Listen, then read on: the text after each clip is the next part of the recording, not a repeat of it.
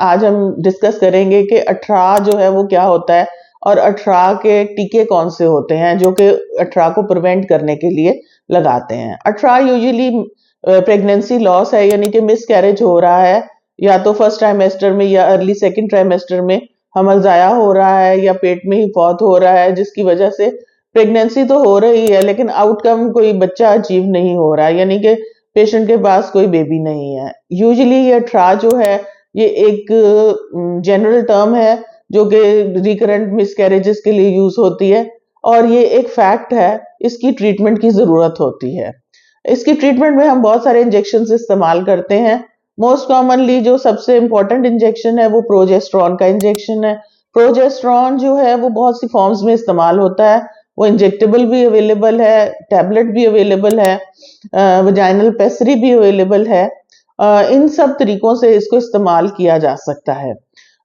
Usually ऐसे patients जिनमें अठराह की प्रॉब्लम हो, हम उनको प्रोजेस्टेरॉन के injection at least twice a week शुरू करवाते हैं और इन इंजेक्शंस को 12 से 14 हफ्ते तक जारी रखा जाता है ताकि प्रेगनेंसी को सपोर्ट मिलती रहे और प्रेगनेंसी सेफ रहे, ग्रो कर जाए और खतरे के टाइम से निकल जाए।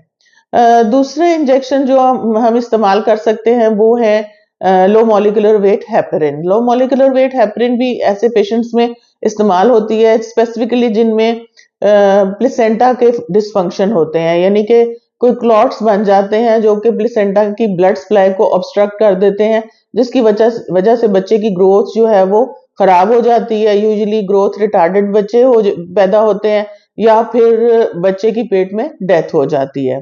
ऐसे केसेस में हम ये लो मॉलिक्यूलर वेट हेपरिन देते हैं जो कि क्लॉट को प्रिवेंट करती है और प्लेसेंटा के अंदर ब्लड सर्कुलेशन को मेंटेन रखती है।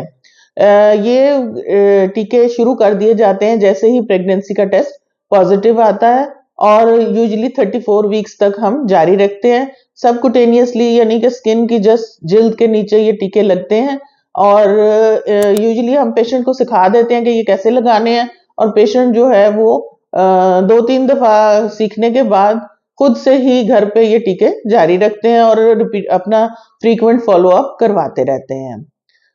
तीसरी चीज जो सबसे इम्पोर्टेंट है वो है ये है कि इंसुलिन की अगर जरूरत है, यानी कि पेशेंट डायबिटीज है या पहले से ही या फिर गेस्टेशनल डायबिटीज हो गई है, यानी कि हमल के दौरान शुगर हो गई है, तो इंसुलिन लगाना बहुत जरूरी है। जितनी जल्दी इंसुलिन के टीके लगाने शुरू कर देंगे उतनी ही जल्दी शुगर कंट्रोल होगी, बच्चे के ऊपर उस शुगर का इफेक्ट नहीं होगा, उसकी ग्रोथ ठीक रहेगी।